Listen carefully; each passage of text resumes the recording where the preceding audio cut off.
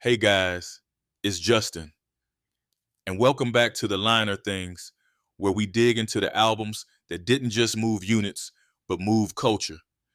Today, we're diving into Speakerboxxx The Love Below, Outkast's ambitious, creative, and sometimes chaotic 2003 double album. This wasn't a standard rap record. It wasn't even really a double album in the classic sense. It was two solo projects stitched together under one roof, dropping right at the peak of Outkast's mainstream power. Big Boi brought the bounce. Andre 3000 chased the stars. Together, they made one of the strangest and most successful albums hip hop had ever seen.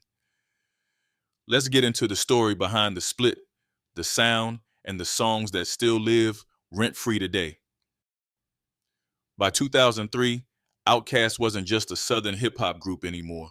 They were hip hop, period. Stankonia had exploded. Ms. Jackson crossed every radio format you can name, and Outkast had redefined what southern rap could look and sound like. But creatively, Big Boi and André were heading in different directions. Big Boi wanted to keep the core intact: heavy beats, fast flows, that Atlanta energy. Andre was experimenting: guitars, falsettos, jazz influences, and melodies you couldn't predict. Instead of breaking up, they decided to make two separate albums under one banner. Speakerboxxx would be Big Boi's world. The Love Below would be Andre's trip into the unknown. That decision set the stage for one of the boldest moves in rap history. The Way You Move is vintage Big Boi. Funky, stylish, and full of that low-end swagger that has always been his trademark. Built around a deep bass groove and a horn section that sounds like it was born under Atlanta streetlights, the track pays homage to Southern soul music in a way that feels timeless. And it was smart. While Hey Ya was exploding on one side, The Way You Move was climbing just as fast. In fact, for a brief moment, Outkast held the top two spots on the Billboard Hot 100, with Hey Ya at number one and The Way You Move right behind it. And when Hey Ya finally cooled off, The Way You Move took his place at number one. That's not luck, that's range. Ghetto Music is Big Boi at his most experimental, a track that sounds like it's about to fall apart at any second, but somehow never does.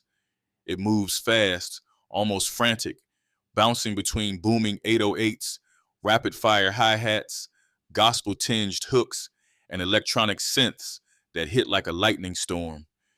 It feels like a night out that starts at the club and ends with a choir. Buried inside all that chaos is a clever sample flip of Patti LaBelle's Love, Need, and Want You. Big Boi took her smooth, soulful groove and threw it into a blender with breakneck drums and warped synths, creating a collision of old school warmth and futuristic energy. What's crazy is that Big Boi originally wanted ghetto music to feature Prince. Talks happened, but schedules didn't line up. You can still feel the Prince spirit in it, though. The pace changes, the genre hopping, the drama baked into every beat. Ghetto Music was never a radio smash, but it became a cult favorite, the kind of track DJs still slip into sets when they want to wake a crowd up without warning. Andre didn't just step outside the box with The Love Below, he threw the box away. This was not a rap album. It was a concept project about love, isolation, and vulnerability, filtered through funk, jazz, pop, and psychedelic sounds. There's barely any rapping.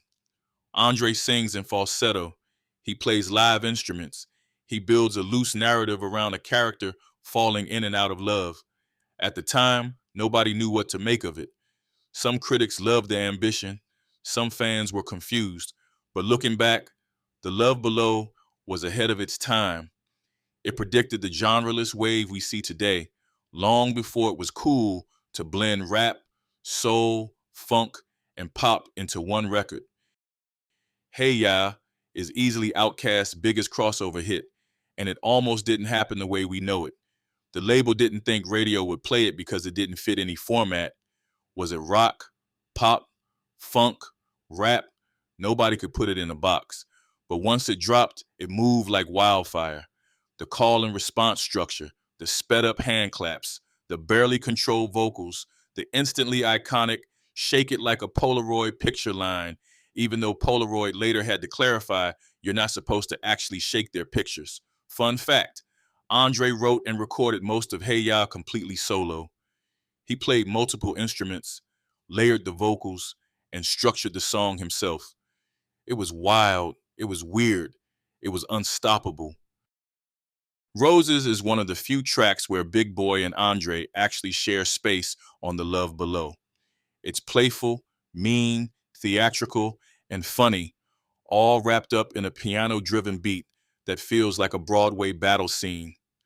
André handles the storytelling, building up a character who is stunning but shallow. Big Boi shows up for the second verse, snapping the song back into Atlanta reality. The video? Even wilder. A full-on musical throwdown at a fictional high school talent show. And even though Roses didn't hit #1, it became one of the most beloved videos and performances from the era. A reminder that when Outkast got together, the chemistry was still electric. Prototype is one of those songs you either love instantly or you grow into over time. It's Andre at his most tender. Dreamy guitar, muted bass, and lyrics that sound like pillow talk from another planet. There's a vulnerability in the way he delivers it, never pushing too hard, always letting the spaces between words breathe. Some fans rank Prototype as one of Andre's best moments ever, not because it's flashy, but because it feels sincere in a way few love songs ever manage to capture. Speakerboxxx, The Love Below, debuted at #1 on the Billboard 200. It stayed there for weeks and went on to sell over 13 million copies in the United States alone. It won Album of the Year at the Grammys, a massive moment for a hip-hop act at that time. But here's the real kicker. After the success, Big Boi and André barely recorded together again as Outkast.